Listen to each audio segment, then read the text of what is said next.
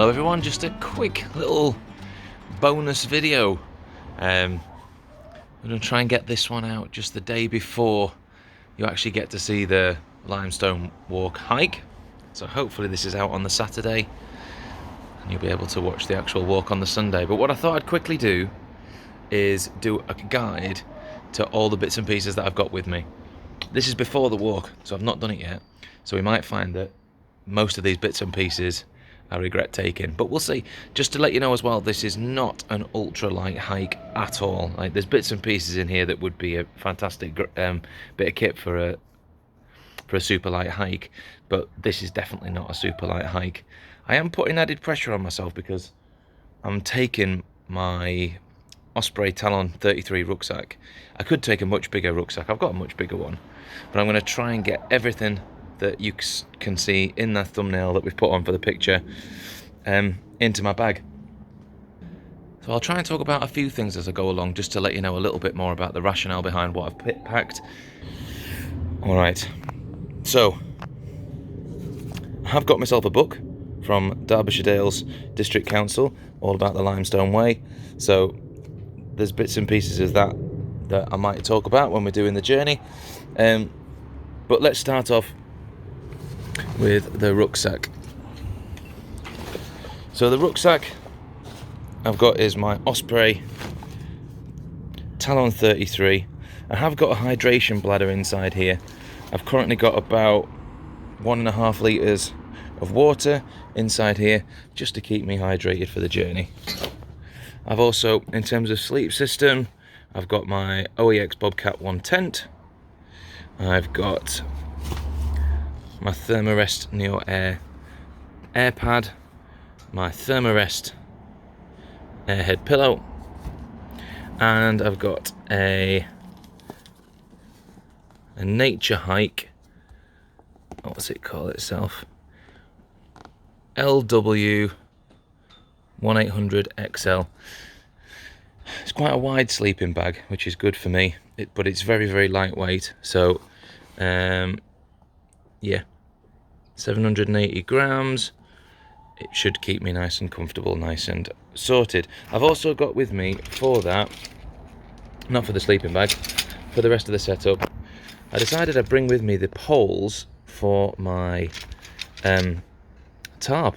The tarp that you saw in a previous video that I used with my Bobcat 1 tent. If you watch the hiking video, you'll see what I'm going to use them for, but they might be useful if the conditions are not great, to allow me to cook a little bit easier. I've also got a plastic bag just for chucking any rubbish in. I bought myself a sit mat just so I can fold it out so I don't end up getting wet bum or wet knees when I'm cooking. A first aid kit, probably got way too much stuff in there, but you can never be too sure. Then all my sort of cleaning stuff, I've got suntan lotion. My brother bought me some insect repellent, cheers buddy, some deodorant, toothpaste, contact lenses, toothbrush, all that kind of gumph. I've also just got a little pot with some shampoo, shower gel, all in one kind of thing. My inhalers, because I'm asthmatic, just in case. And my sunnies. Right, so that's that bit. That's all my sort of cleaning stuff. I've then got a 20 litre dry bag, which inside there I've got spare clothes, not loads. This should condense down a lot more when I try and get the air out of it, but I've got a spare shirt for when I get back to my tent of an evening. I've got another layer just so that I can layer things up, so that just in case I get cold, and spare undercrackers. In this smaller, but still too big for what I need it for, 6 litre dry sack, I have got power bank. It's a solar powered one as well. You can charge it off the mains, but it is solar panelled, which is pretty cool. And I think I can also do the wireless charging on the back. I need to have a bit of a play with that, but it holds loads of energy. What else have I got? This is not easy one-handed. I've also got a a Life Systems head torch, so at night time I can see what I'm doing when I get about. And I've also got with me a Musy Cozy. Sounds a bit crazy, but it's a headband, but it's got headphones inside the headband. So at night, if I'm wanting to put something on to listen to, or especially if it's raining, the noise of the rain can sometimes keep you awake. I can put this over my head. I can even pull it down over my eyes if I need to shut out some light in the morning. But it's a rechargeable headphone thing, plus a few cables, a couple of cables just to charge these bits and pieces up. So that all goes in a dry bag separately. So my electrics are all good. Limestone Way book, we've seen that. Selfie stick for recording. This is the rain cover for the Osprey bags, for 30 to 50 litre bags, so this should be perfect for mine. Really light, really small. That's just going to go in the roof, in the lid of my bag, so that if it rains I can just quickly chuck that on. The trusty Trangia stove, everything's in there with some Trangia fuel. Right, on to food. Last little bits really to talk about is food.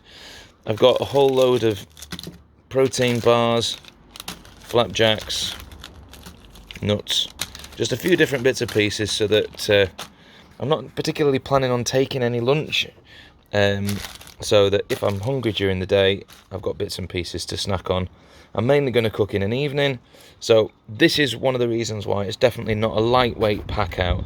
I've took with me some fried pasta, I've got garlic, onion, passata, some bits and pieces. Some of you might already recognise the oxtail soup and the corned beef, what I'm going to do with that.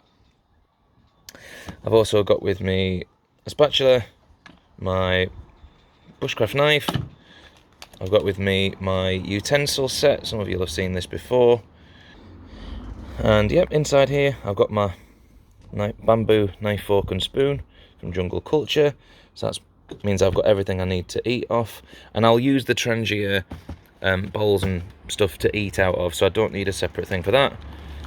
A couple of hot chocolate sachets for if I get cold at night I can have a hot drink. This is the next sort of useful thing. You can hopefully see how thin this packs. So in here, you'll see it in the video, I've basically got my porridge mix for in the morning, and I've also got some flour and suet mix. Again, if you've seen my videos before, you might know what I'm going to use them for. And finally, I've got a little cleaning pad, some washing up liquid, a tea towel. I've also just brought along a whole load of random string, just in case there's something I need to use it for. So that's all my kit. As I say, this is not a lightweight kit at all. I'm sure when you see the review afterwards, when I have done the walk and I've finally got back to meeting Mrs. Bushcraft Dave and the children, I'll talk about some of the things that I wish I hadn't taken. I already know that it's definitely not a lightweight thing to take those tins of food with me. You know, I've got probably over a kilogram of food, maybe 2 kilograms of food with me. So that's something that I'll definitely end up probably regretting. I have also got with me, obviously, the clothes that I'll be wearing, my boots. I've got a waterproof pair of trousers and a waterproof, windproof Peter Storm jacket, which I'll be using hopefully not at all. So I might just end up getting crammed in the bag. So next challenge, can I get it all in the bag? Let's find out and see where I get to. So I've managed it, just managed to squeak every little last bit in. I think what I've learned, if anything, is that clearly if I'm going to do something like this with all the extra bits that I'm taking that are probably massively unnecessary, I would need to be taking a much bigger rucksack, but I have managed it, and it's not like I can't do it again each day when I'm on my hike. The only slight downside is it is super heavy. But anyway, I'm all packed, ready to go. Enjoy the next video where you actually get to see me on the hike, and I will see you in the next one.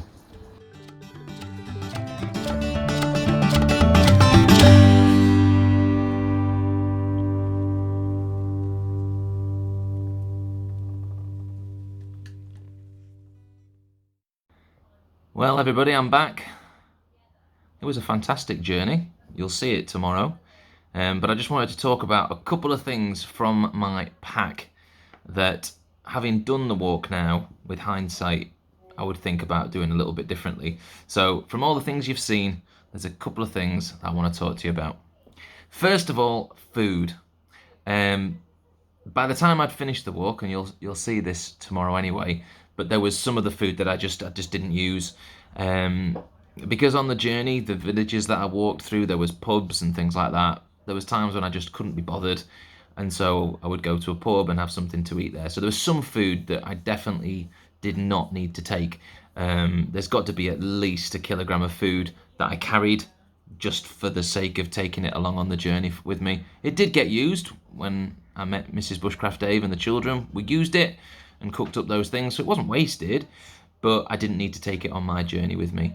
In fact, if I think about the whole concept of what I was doing, even though I normally like to try and cook out in the wild like I normally would cook at home, this is definitely a different situation to that. Doing a through hike, I need to approach totally differently. That might mean buying and using some of those freeze-dried, like lightweight hiking meal things. I probably would, to be honest, just not bother with that and plan my journey knowing that there were certain pubs at certain points along the way where I could pick up meals. I'd still take with me things like the protein bars and stuff like that. There was no problem with that. And even actually the porridges and stuff that I took were really lightweight and useful to have as a breakfast, because most places are not open for eating at that point. So yeah, I would definitely think about kitting out my evening meals and things like that very, very differently, because it was weight that I didn't need to pack. I also think that the tarp poles that I took with me, they don't weigh a lot, but I didn't really need to take them with me. I did use them. I used them just to kind of create a little bit of a little balcony with a little bit of shade kind of thing, but it wasn't necessary. I think even if it had been raining, the vestibule that's part of the tent would probably have been big enough. So again, just something else that I took that I didn't really need to take. That's something that I would consider not packing next time. I think I could have also taken slightly less clothes with me. Having checked the weather reports and stuff like that, it ended up being really sunny for most of the journey that I did, and so taking all those extra clothes in case I did get wet and stuff like that, ended up being completely unnecessary. I guess that's something that you can't always foresee, no matter what the weather forecast says, that it can get wet, and having extra stuff with me would be pretty useful. I have just since recently got myself a lightweight down jacket that packs really, really small. I would probably take that and take out some of the other bits and pieces that I did. So actually, clothes-wise, the weight would probably be about the same, but I'd change things up a little bit. Because the weather was warm, I could have washed things like my shirt and stuff like that so that it was dry for the next day. So that's something I would think about. Final thing really is, because it's the middle of summer, I didn't really use the head torch at all. It is very lightweight, so it's not like it added particularly any weight or even size to the bag, because it's very small. But it is something that, in the height of summer, I didn't really need. But because of its size and how light it is, I probably would still pack it, just because you never know when you're going to get caught out, and it might be night time, so it could still be useful. But it was something that I didn't end up using at all. And that's it. Hope you enjoy the video, and look forward to seeing you watch the video tomorrow.